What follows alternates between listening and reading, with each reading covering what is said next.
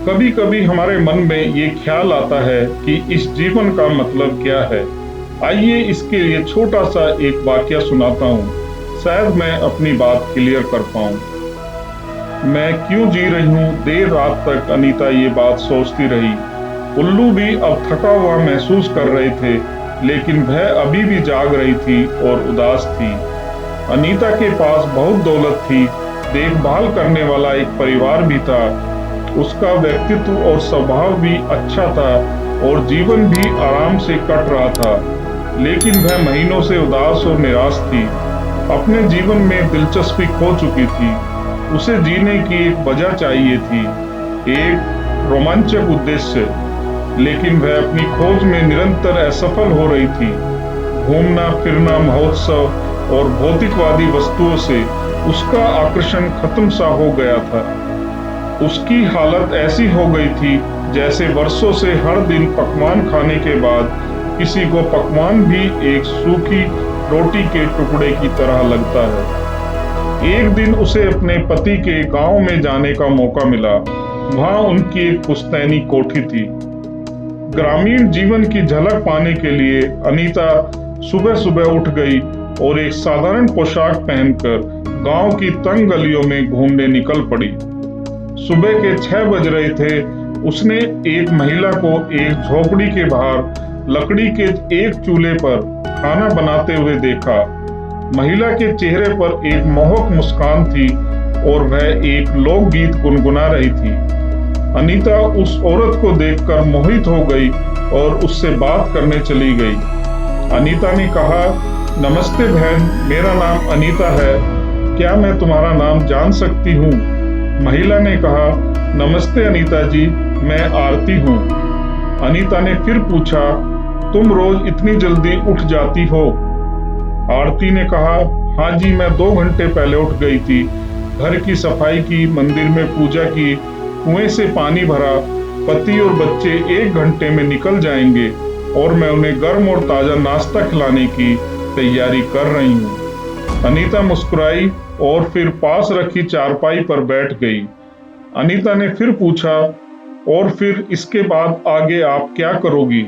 आरती ने कहा, मैं पापड़ और नमकीन बनाऊंगी, पास में ही एक दुकान में जाके बेच दूंगी और फिर दोपहर का खाना बनाऊंगी और बच्चों को घर ले आऊंगी। उन्हें खिलाने के बाद मैं 1 घंटे के लिए सो जाऊंगी। अनीता धैर्यपूर्वक उसकी बात सुन रही थी और आरती इतनी उत्साहित थी कि वह बोलती ही जा रही थी।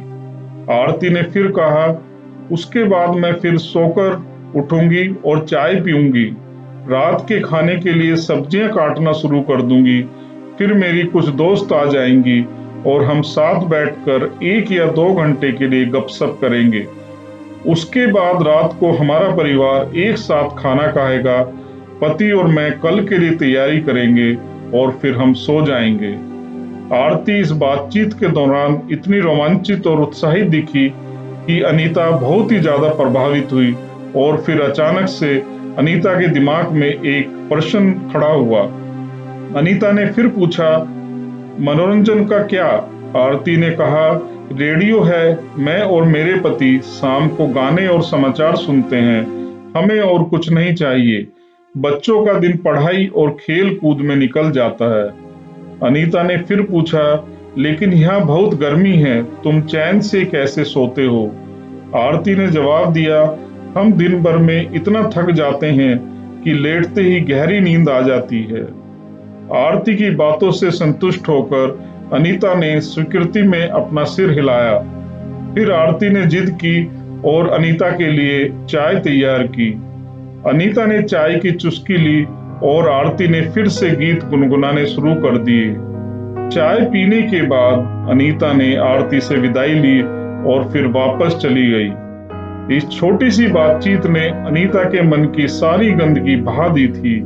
उसने महसूस किया कि सुखी जीवन जीने के लिए किसी इंसान को कोई विशेष कारण या सहूलियत की आवश्यकता नहीं होती। उस दिन के बाद अनीता अपने जीवन और दिनचर्या से खुश रहने लगी और उसने खाली रहना भी बंद कर दिया, अपने आप को अपने मनपसंद काम में व्यस्त कर लिया। फ्रेंड्स, जीवन एक सहज सी कहानी है जन्म लेना, जीना, अपना ख्याल रखना, अपनी दिनचर्या को अच्छे से निभाना, रिश्ते बनाना और निभाना, छोटी छोटी खुशियों को भोगना, परेशानियों का सामना करके आगे बढ़ते रहना, जीवन के अलग अलग भागों को जीना और फिर एक दिन इस दुनिया को अलविदा कह देना। हमारा हर दिन खास नहीं हो सकता। हमें अपनी साधारण दिनचर्या में ही खुशी और संतुष्टि खोजने की आवश्यकता है, क्योंकि इस जीवन में और कोई भी वस्तु इतनी सक्षम नहीं है कि हमें जीवन भर खुश रख पाए। Thank you.